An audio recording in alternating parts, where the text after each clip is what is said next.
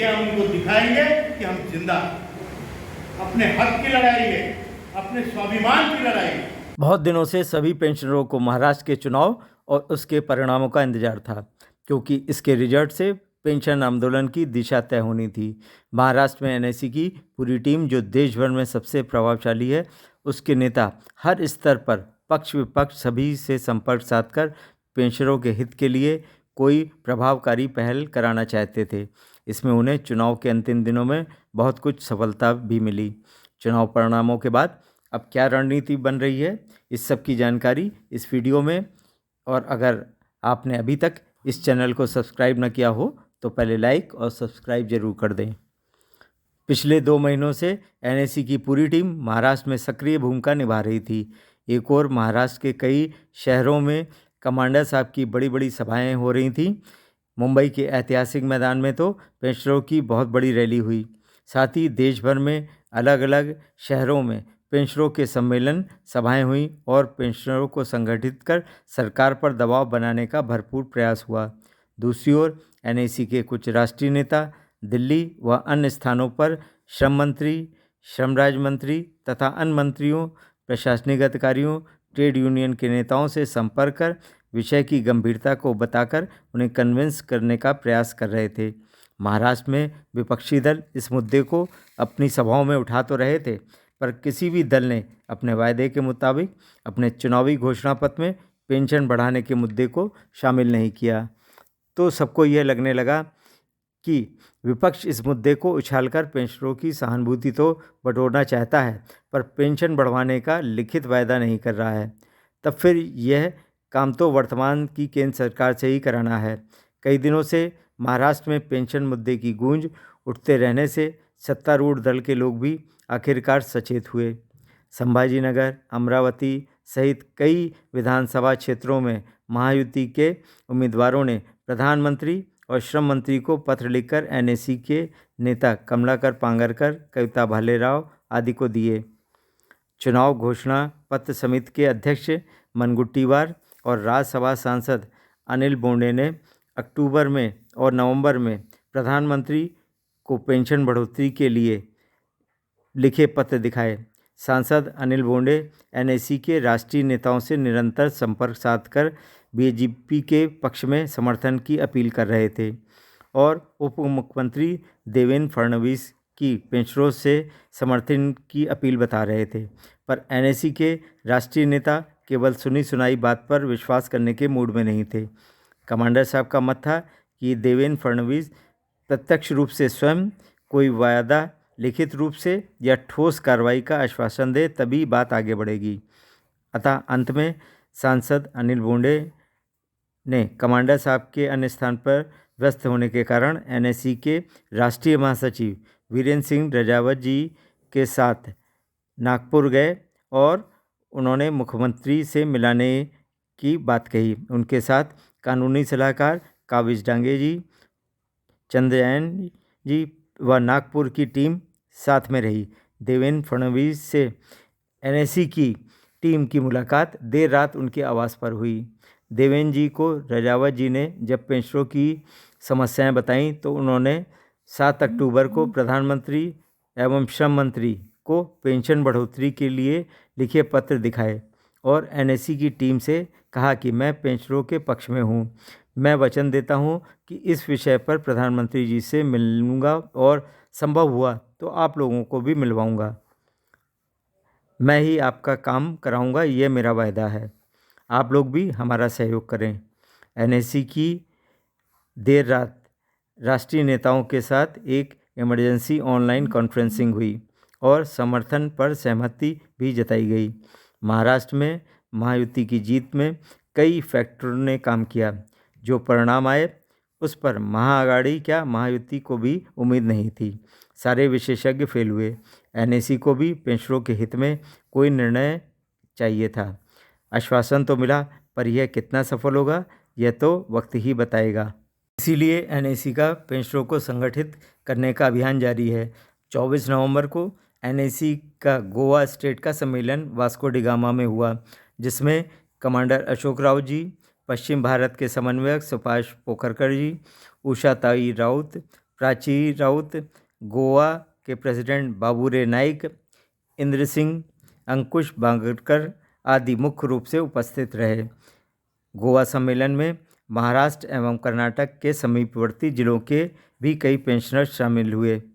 NAC के राष्ट्रीय नेताओं का स्वागत करने के उपरांत दीप प्रज्वलित कर सम्मेलन का शुभारंभ किया गया। सम्मेलन में कई वक्ताओं ने अपने अपने विचार रखे। सभी लोग महाराष्ट्र में हुए घटनाक्रम के बारे में कमांडर साहब से जानना चाहते थे। कमांडर साहब ने पेंशनरों की समस्याएं, पेंशन बढ़ोतरी के काम में आ रही बाधाओं और महाराष्ट्र चुनाव के परिणामों पर महत्वपूर्ण जानकारी से अवगत कराया। इलेक्शन में देखी, अभी महाराष्ट्र की विधानसभा में थी। आपको मालूम, मैं बताना चाहता हूँ, मेरा कर्तव्य है कि आपको बताऊं। विधानसभा के इलेक्शन से पहले हमने पूरे महाराष्ट्र का दौरा किया। कोकरकर साहब थे, राजपूत साहब थे, गांधी साहब थे, सभी लोग साथ में थे। दिन रात वालचप्पा थे, रविंद्र जी थे।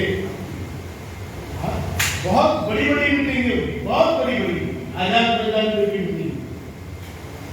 लोगों में ये पक्का निश्चित था कि अगर सरकार हमारा काम करेगी या ऐसा कोई मैसेज हमको मिलता है तो हम सरकार का काम करेंगे, वरना हम विरुद्ध काम करेंगे।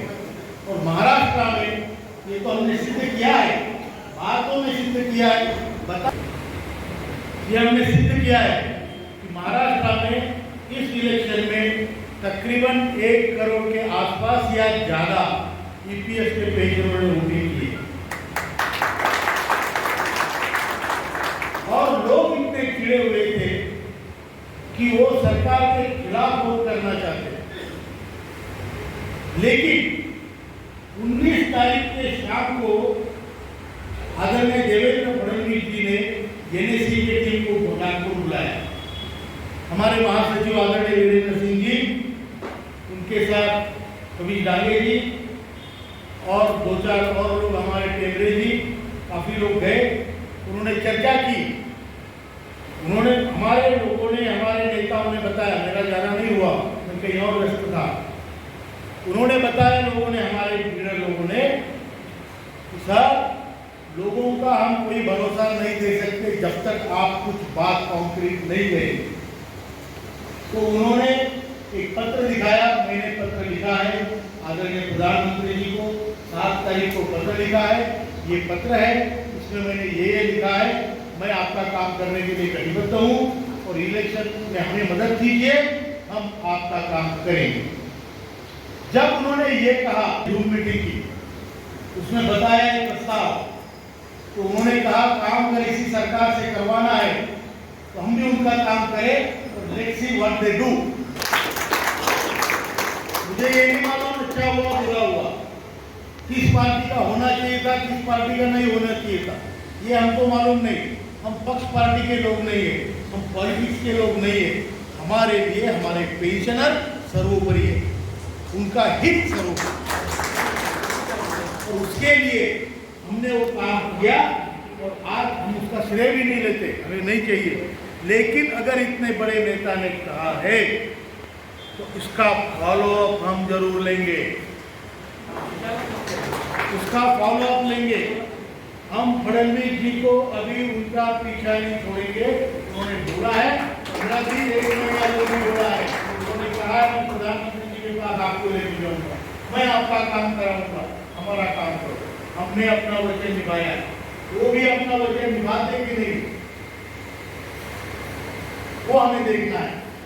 दूसरी बात, आदरणीय प्रधानमंत्री जी ने हमको 2 बार वचन दिया और अभी तक वो काम हुआ नहीं।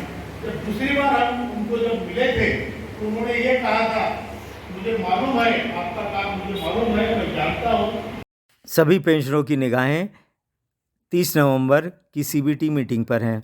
जैसा कि पहले ही बताया जा चुका है, अब की ईपीएफओ की कई स्कीमों में बड़े रिफॉर्म होने हैं, डिजिटलाइजेशन होना है, संभव है ईपीएस 95 के स्थान पर ईपीएस 2023 लाएं। पर पेंशन बढ़ोतरी पर क्या होना है अभी स्पष्ट नहीं है। एनएसी के पदाधिकारियों ने देश भर में सीबीटी के मेंबर्स को पत्र सौंपे हैं और पेंशन बढ़ोतरी की मांग उठाने की अपील की है। भले ही वायदा और आश्वासन मिला हो, एनएसी पेंशन आंदोलन को धीमा नहीं पड़ने देना चाहती। इसलिए विभिन्न राज्यों में सभाएं, बैठकें, सम्मेलन भी जारी हैं। अभी 27 नवंबर को केरल में और 1 दिसंबर को तमिलनाडु में सम्मेलन है। फिर 9 दिसंबर को दिल्ली में राष्ट्रीय कार्यकारिणी की बैठक के बाद 10 व 11 दिसंबर को दिल्ली के रामलीला मैदान में प्रदर्शन, संसद की ओर कूच और मांगें पूरी न होने पर आमरण अनशन होना है। कोशिशें बराबर जारी हैं, देखना है कि सफलता कब मिलेगी। आप भी आंदोलन में भाग लेकर निर्णायक भूमिका निभाएं और वीडियो के अंत में बेल का बटन दबाकर लाइक और शेयर करें तथा चैनल को सब्सक्राइब करना ना भूलें। आगे बढ़ो, हम तुम्हारा साथ है। तुम्हारा साथ है, कमांडर साहब तुम आगे बढ़ो, हम तुम्हारा साथ है। हम तुम्हारा साथ है। कमांडर साहब आगे बढ़ो, हम तुम्हारा साथ है। एनएसी जिंदाबाद, जिंदाबाद जिंदाबाद एनएसी जिंदाबाद, जिंदाबाद जिंदाबाद।